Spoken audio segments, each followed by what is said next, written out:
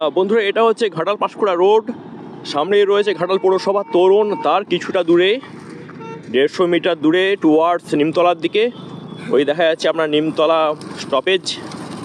আর ঠিক আমরা এই জায়গাতে আপনাদেরকে নিয়ে যাব।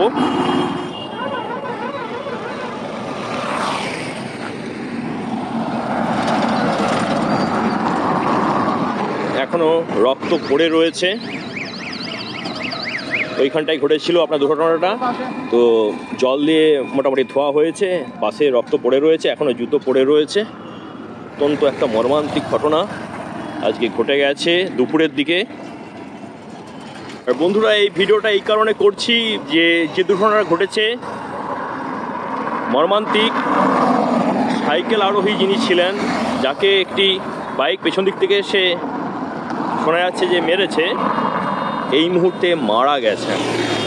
তো এই খবরটা দিলাম, অত্যন্ত দুর্ভাগ্যজনক ঘটনা আপনার সঙ্গে শেয়ার করছি। এই জন্যই চলে আসা। একটি 24-25 বছরের ছেলে নতুন বাইক নিয়ে এই রাস্তাতে এমন কিভাবে যাচ্ছিল যে একটি সাইকেল রাস্তার পাশ দিয়ে যাচ্ছে, তাকে মারে। এবং সবথেকে যেটা দুর্ভাগ্যের খবর, ওলাগেছিয়ার ওই সাইকেল আরোহী একজন ফুল বিক্রেতা, অনেকেই জানেন চেনেন। আমিও পরে যেটা শুনলাম যে ওনাকে আমিও চিনি।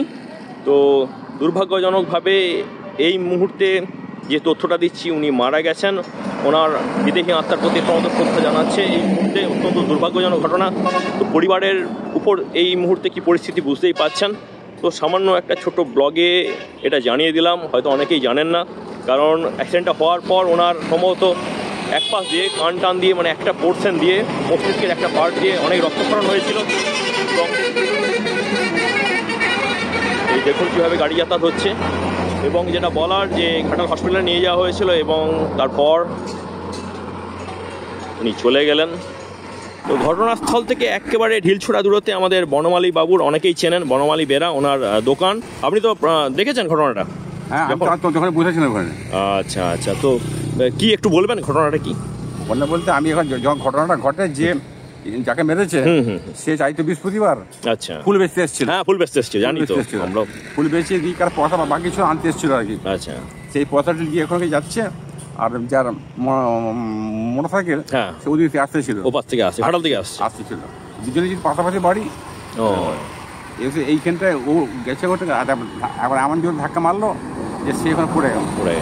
ওপাশটায় রাস্তা ওই ফুটে পড়ে গেল, ওই ফুটে। হ্যাঁ হ্যাঁ, পড়ে দিয়ে তোমার কাছে মুখ দিয়ে, নাক দিয়ে মুখ রক্ত বেরিয়েছে, দেখেছি রক্ত বেরিয়েছে। তারপর তাকে জল দিয়ে মানে বাঁচানোর চেষ্টা করলো, কিন্তু বাঁচলনি।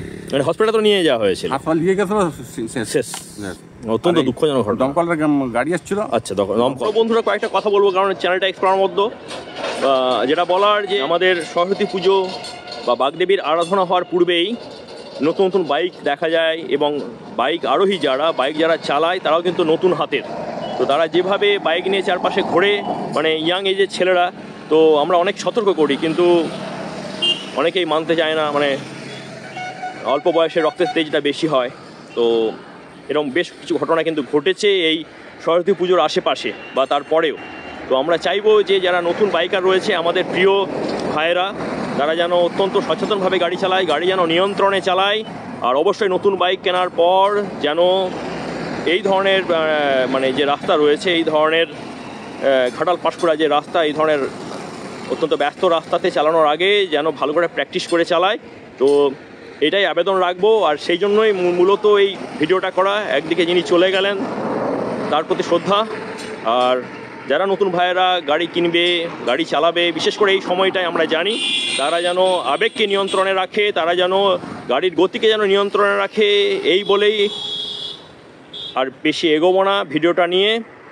পশ্চিমবঙ্গ সরকারের যে বার্তা রয়েছে, যে মেসেজ রয়েছে, সেফ ড্রাইভ সেফ লাইফ, এইটা মেনে চলুন, অপরকে বাঁচান, নিজেও কিন্তু বাঁচুন। তো আপাতত রাখছি। সকালে ভালো থাকবেন, নিরাপদে থাকবেন, দেখে শুনে গাড়ি চালাবেন। আপাতত টাটা।